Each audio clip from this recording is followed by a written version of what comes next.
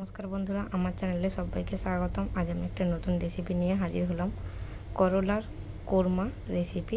তো আপনারা নিশ্চয়ই এটা ইউনিক রেসিপি বলে ভাবতে পারেন। তো এটা আমি নতুন বানাচ্ছি, অবশ্যই খেতে। ভিডিওটা স্কিপ না করে পুরো ভিডিওটা দেখতে থাকুন আমি কিভাবে বানাচ্ছি।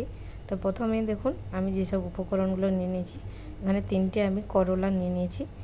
করলা নিয়েছি কাজু বাদাম, নারকেল, 3টে পেঁয়াজ এবং 1টে টমেটো নিয়ে এবারে প্রথমে আমি করলাটাকে কেটে নেব। প্রথমে করলাটাকে এইভাবে ছোট ছোট করে চাকা চাকা করে কেটে নিয়েছি। দিয়ে এটাকে আমি একটা ভালো করে ধুয়ে লবণ এবং হলুদ ভালো করে মিক্স করে নেব। লবণ এবং হলুদ মাখানোর কারণ তিতোটা বেশি থাকবে না। যারা তিতো খেতে পছন্দ করে না, এটা অবশ্যই তারা খেয়ে নেবে। ভালো করে মাখিয়ে নিচ্ছি।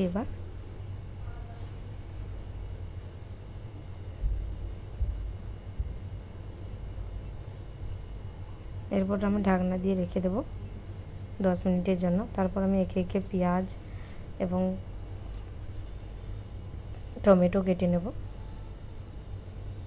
প্রথমে আমি পেঁয়াজটাকে ভালো করে কুচি কুচি করে কেটে নিচ্ছি।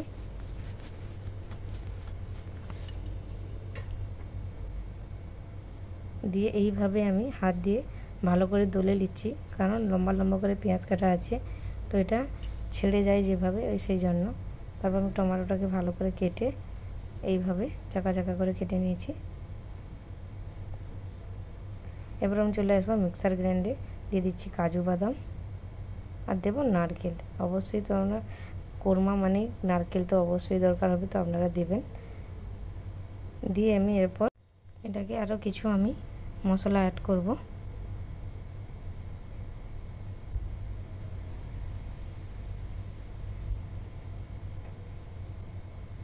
দিয়ে দেবো ধনে পাতা, ডান্ডিগুলো আমি দিয়ে দিচ্ছি। এরপর দিয়ে দেবো 4টে কাঁচা লঙ্কা। দিয়ে আমি ভালো করে এটাকে পেস্ট করে নেব।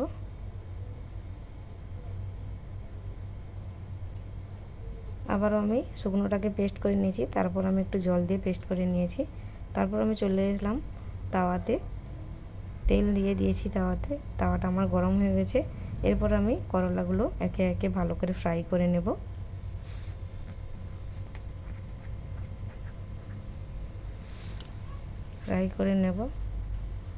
ফ্রাই করার পর দেখুন এইভাবে আমি তাওয়াটাকে একটু নাচিয়ে নিচ্ছি কড়াইতে দিয়ে। হালকা দেখুন লালচে কালার ধরে এসেছে। তো এইভাবে করলাটাকে ভালো করে ভাজা ভাজা করে নিতে হবে। করলাটা কিন্তু ভেজে দিলে কিন্তু তিতোটা আর থাকবে না, যেহেতু আগে লবণ হলুদ মাখিয়ে জলটা আমি ফেলে দিয়েছি। এরপর আমি কড়াইতে গ্রেভি বানানোর জন্য বসিয়ে দিয়েছি। তেল দিয়েছি, নিয়েছি তেজপাতা, লবঙ্গ, এলাচ, দারচিনি, স্টার অ্যানিস, জয়িত্রী এবং জিরা। দিয়ে আমি গরম তেলে দিয়ে দিলাম। হালকা সুগন্ধ আসার পর এরপর আমি দিয়ে দেবো সেই ঝিরি ঝিরি করে কুচিয়ে রাখা পেঁয়াজটাকে ভালো করে আগে লালচে কালার ধরে ভেজে নিতে হবে। সব সময় মশলা করার সময় আপনারা লক্ষ্য করবেন, দেখুন পেঁয়াজটা ভাজা ভাজা হয়ে গেছে। এরপর দিয়ে দিচ্ছি লবণ, আরও একটু যাতে ভালোভাবে তাড়াতাড়ি গলে যায়। এরপর দিয়ে দেবো আদা রসুনের পেস্ট 1 চামচ। দিয়ে দিচ্ছি কিছু গুঁড়ো মশলা, দিয়ে দিচ্ছি প্রথমে ধনে পাউডার আমি 1 চামচ ভর্তি করে দিয়েছি। তারপর দিচ্ছি চিলি পাউডার, তারপর দিয়ে দিচ্ছি হলুদ গুঁড়ো, দিয়ে দিচ্ছি গরম মশলা পাউডার। দিয়ে শুকনো অবস্থায় আগে এইভাবে নেড়ে নেব। তারপর এই অবস্থাতে কিন্তু আঁচটা কিন্তু খুব স্লো রাখবেন। তারপর দিয়ে দিচ্ছি পুদিনা পাতাটা দিয়ে দিচ্ছি, কারণ কষার সময় দিলে এর ফ্লেভারটা সুন্দর থাকে। তারপর আমি অল্প জল দিয়ে এটাকে ভালো করে কষিয়ে নেব মশলাটাকে।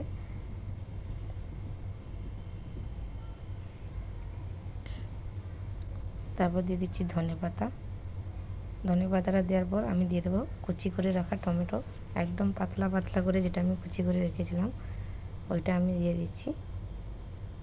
তারপর আমি এটাকে ভালো করে কষিয়ে নেব, নেড়ে নেড়ে হালকা ঢাকনা দিয়ে দিচ্ছি। ঢাকনা দিয়ে দেওয়ার পর ফিরে এসেছি, দেখুন 2 মিনিট পর। দেখুন টমেটো এবং পেঁয়াজ গলে গেছে। তারপর আমি আবারও নেড়ে নিচ্ছি। তারপর দিয়ে দিচ্ছি ওই পেস্ট, কাজু বাদাম আর নারকেল, কাঁচা লঙ্কা পেস্টটা দিয়ে দিলাম। দেওয়ার পর একটু ধুয়ে আমি জলটাও দিয়ে দিচ্ছি। এটাকে ভালো করে কষানোর পর দেখুন হালকা আমার তেল ছেড়ে দিচ্ছে।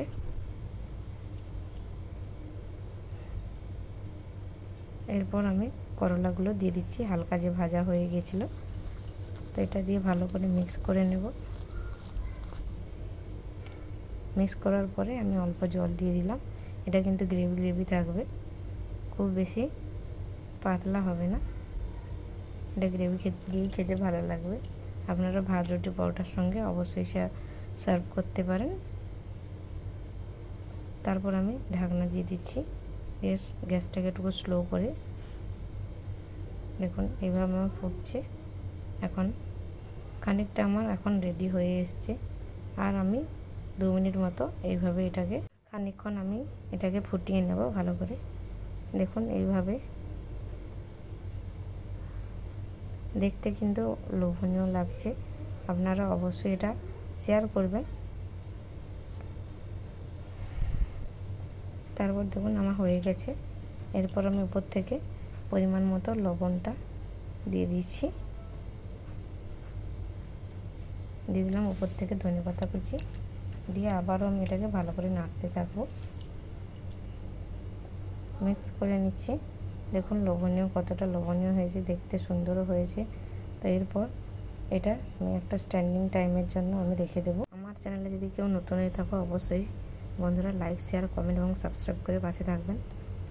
আমি আপনাদের চেষ্টা করব নিত্য নতুন ভিডিও আনার জন্য। দেখুন আমি স্ট্যান্ডিং টাইমের জন্য রেখে দিয়েছিলাম। কত সুন্দর দেখতে, লোভনীয় হয়েছে। আবারও আপনারা কী রেসিপি চান তো আমাকে প্লিজ কমেন্ট করে বলবেন। আমি দেওয়ার চেষ্টা করব, আপনাদের রেসিপিগুলো তুলে ধরার চেষ্টা করব। তখন আমি একটা সার্ভিং বলে সেট করে নিয়েছি। ফিরছি আবারও পরবর্তী রেসিপি নিয়ে। Thank you so much.